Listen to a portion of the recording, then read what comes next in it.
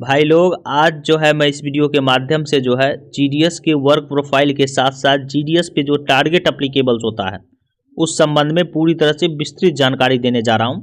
हमारे बहुत सारे साथी जो है ज्वाइन करने वाले हैं जीडीएस, तो उन्हें ये जानना जरूरी है। ज्वाइनिंग से पहले ये जान लें कि वर्क प्रोफाइल क्या है, काम क्या करना पड़ेगा, वो आप बीपीएम पे सिलेक्शन हुआ है या एबीपीएम पे या डाक सेवक पे, और कितना टारगेट अप्लीकेबल्स रहता है, पूरी तरह से विस्तृत जानकारी देंगे। और जैसा कि आपको मालूम है ही कि मैं खुद भी जो है जीडीएस बीपीएम हूँ, डबल हैंडेड बीओ में, तो आपको जो है पूरी तरह से विस्तृत जानकारी दूंगा और सटीक जानकारी दूंगा। तो आप लोग जो है वीडियो के साथ बने रहें, चैनल को सब्सक्राइब करें, वीडियो को लाइक शेयर करें। देखिए, अगर मैं जो है वर्क प्रोफाइल को पहले बताऊंगा तो आपको पूरी तरह से समझ में आ जाएगा कि टारगेट किस प्रकार से अप्लीकेबल्स होता है।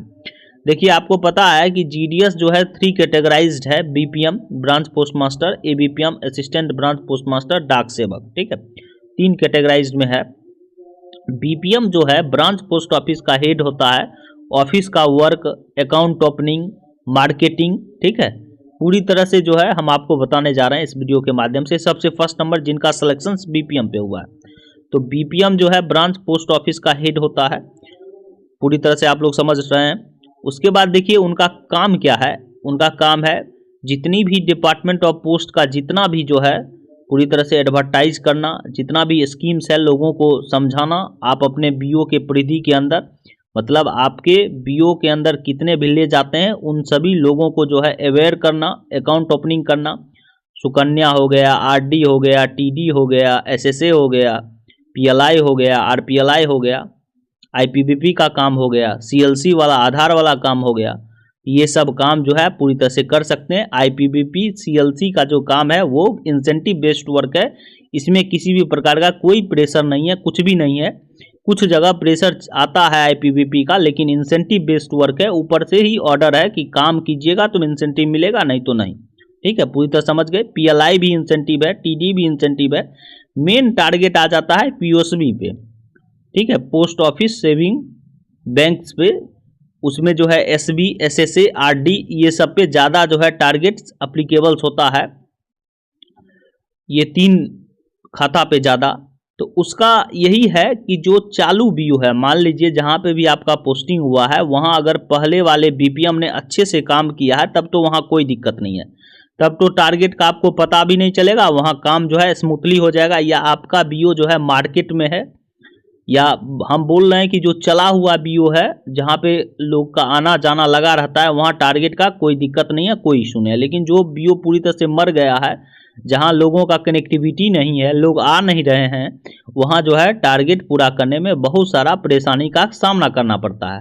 तो धीरे धीरे जो है आपको पूरी तरह से मोटिवेट करना पड़ेगा। वहाँ पे सब सुविधा अगर प्रोवाइड कीजिएगा ना तो पूरी तरह से आप जो है टारगेट को कंप्लीट कर सकते हैं। अगर आप ऑफिस जो है आपका लेवल 1 पे सिलेक्शन होता है न्यूली वाले को, तो 4 घंटा अगर ऑफिस में बैठिएगा तो आप जो है पूरी तरह से कर सकते हैं, टारगेट को पूरा कर सकते हैं। और रेवेन्यू भी, एक्स्ट्रा इनकम भी आप लोग कमा सकते हैं बीपीएम लोग। जैसे पीएलआई कीजिएगा इंसेंटिव है, आईपीवीपी कीजिएगा इंसेंटिव है, आधार वाला काम कीजिएगा उसमें मोबाइल नंबर अपडेट है, न्यू इनरोलमेंट है 0 से लेकर 5 वर्ष तक के बच्चे का। उसके बाद जो है टीडी कीजिएगा। ठीक है, तो इंसेंटिव बेस्ड वर्क कीजिएगा तो वो भी अपना पैसा उससे भी होगा। एपीएस से विड्रॉल भी कीजिएगा तो उसमें भी है। आईपीबीपी का अकाउंट ओपनिंग कीजिएगा, प्रीमियम अकाउंट के साथ साथ जो है मर्चेंट भी कर दीजिएगा, तो बहुत सारा है। 78 से 81 रुपया तक जा रहा है वहाँ पे, लगभग इतना जा रहा है प्रीमियम उसका इंसेंटिव। तो वर्क जिस प्रकार से कीजिएगा उस प्रकार से जो है पूरी तरह से आपको पैसा मिलेगा और आप जो है एक्स्ट्रा इनकम कर सकते हैं। अब देखिए, हम आपको बताने जा रहे हैं बीपीएम भी 2 कैटेगराइज्ड होता है। ये जो बीपीएम का प्रोफाइल मैं बताया, ये जो है उनका डबल हैंडेड बीओ का है। अब जो सिंगल हैंडेड जहाँ पे सिर्फ एक ही बीपीएम होता है, तो वो बीपीएम को ये पूरे काम के साथ साथ जो है, जहाँ पे सिर्फ एक ही बीपीएम का पोस्ट है, आपको डाक लाना भी है और डाक डिलीवरी भी करना है ट्रांजिट ऑफिस से। ट्रांजिट ऑफिस वो ऑफिस होता है जहाँ पे डाक आता है, वो एसओ भी हो सकता है ट्रांजिट ऑफिस। एसओ से ही आपको डाक लाना पड़ेगा, डेली वहाँ पहुँचाना पड़ेगा जो भी आपने काम किया। ठीक है, उसको जो है पहुंचाना भी पड़ेगा और डाक बांटना भी पड़ेगा। पर डे जो है एसओ से लाना भी है और डाक अपने बीओ से एसओ पहुंचाना भी है। इस प्रकार से जो सिंगल हैंडेड बीओ में बीपीएम होंगे, और जो डबल हैंडेड में होंगे जहां एबीपीएम बीपीएम दोनों होंगे, तो बीपीएम का काम है टारगेट वाला अपना जो है अकाउंट ओपनिंग का, ठीक है। ऑफिस वाला काम है लोगों को मोटिवेट करना, मार्केटिंग करना, इंडिया पोस्ट का जो है जितना भी प्रोडक्ट्स है लोगों को जो है डोर स्टेप तक प्रोवाइड करवाना। और एबीपीएम का काम क्या है अब आपको बताने जा रहे हैं। जो एबीपीएम है उनका काम होता है कि जिस भी बीओ में उनका सिलेक्शन हुआ है उस बीओ में जो है जो बीपीएम होते हैं वो बीपीएम क्या करेंगे कि उनको जो है मान लीजिए अकाउंट ओपनिंग हुआ, अकाउंट ओपन कर दिया जाता है, तो उसके बाद जो है डाक बांध के जो है वो एबीपीएम को दे देंगे। एबीपीएम जो है ट्रांजिट ऑफिस में चला जाएगा। वो एसओ हो सकता है या कोई बीओ हो सकता है, जैसे बिहार या समस्तीपुर या अन्य भी जगह जो है अन्य भी सर्कल्स में जो है ट्रांजिट ऑफिस एक बीओ को भी बना दिया जाता है। मतलब एसओ से कोई दूसरा बीओ जो है 4-5 बीओ का डाक लाया तो उस बीओ में लाया, वहाँ से फिर जो है वहाँ से उस प्रकार से कनेक्टिविटी बना के रखा है।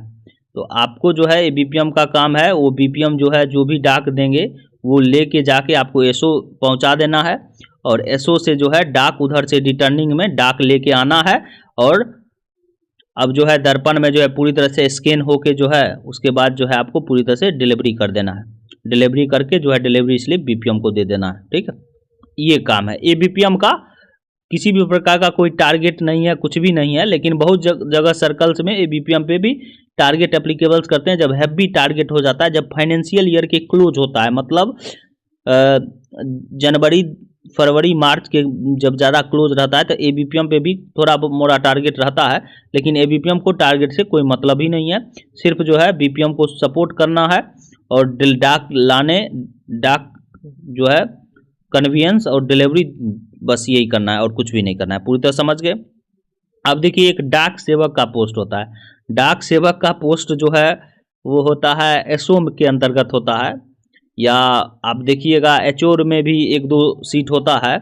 उसमें जो है क्या काम करना पड़ता है, जैसे एसओ के अंदर होता है तो उसमें जो है एसपीएम सर के वो अंदर जो है काम करेगा, अपना जो है सॉर्टिंग का भी काम कर सकता है, या जो भी एसपीएम सर कहेंगे, या उस एसओ के अंदर जितना भी डिलीवरी का भी अगर वहाँ पे नहीं है, पोस्टमैन नहीं है कार्यरत, तो वो जो है डिलीवरी का भी काम करेगा, ठीक है।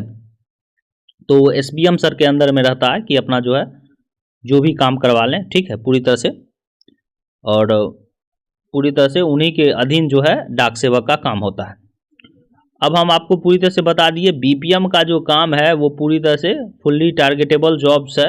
अगर जो रनिंग बीओ है वहाँ पे अगर आपका पोस्टिंग हो जाता है, किसी भी प्रकार का कोई टारगेट में कोई टेंशन नहीं है, कोई किचकिच नहीं है। अब देखिए जो एबीपीएम है, डाक लाने का, डाक डिलीवरी का, बस इतना काम है।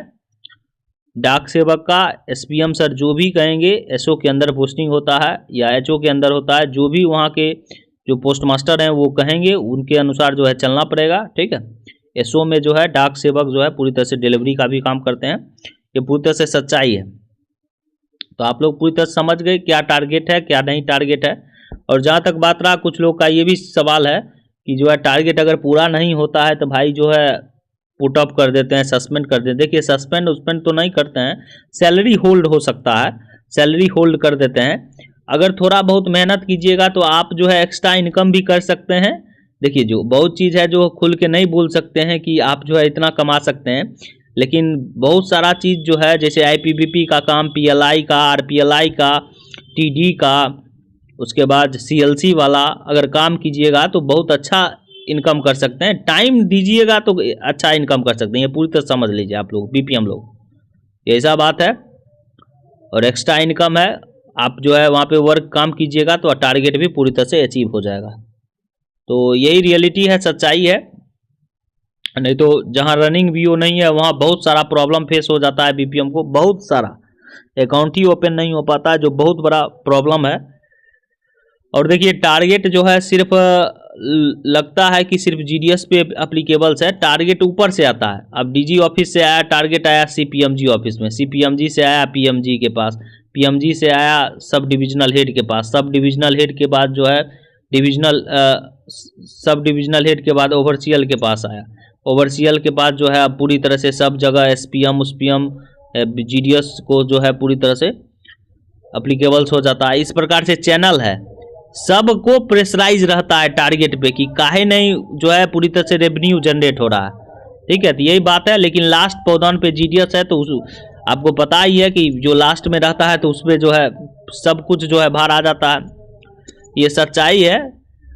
मैं खुद भी हूँ बीपीएम हूँ, लेकिन मुझे जो है टारगेट का किसी भी प्रकार का कोई उतना इशू नहीं है, कुछ भी नहीं है, आराम से जो है कट रहा है। और एक चीज़ और भी मैं बताने जा रहा हूँ, जो घर के पास जिनका ज्वाइनिंग है 5 किलोमीटर के अंदर में, जैसे मेरे घर से जो है मात्र जो है 3 किलोमीटर्स पे है ज्वाइनिंग है, तो हमको कोई दिक्कत नहीं है। लेकिन जिसका मान लीजिए दूसरे सर्कल्स में है या ज़्यादा डिस्टेंस पे है ना, उसको प्रॉब्लम फेस हो जाता है। लोकल में जो रहता है उसको कोई दिक्कत नहीं है, वो तो मान लीजिए कोई दिक्कत नहीं, हंसते खाते खेलते जो है पूरी तरह से काम टारगेट को पूरी तरह से निपटा देता है, कोई दिक्कत नहीं है।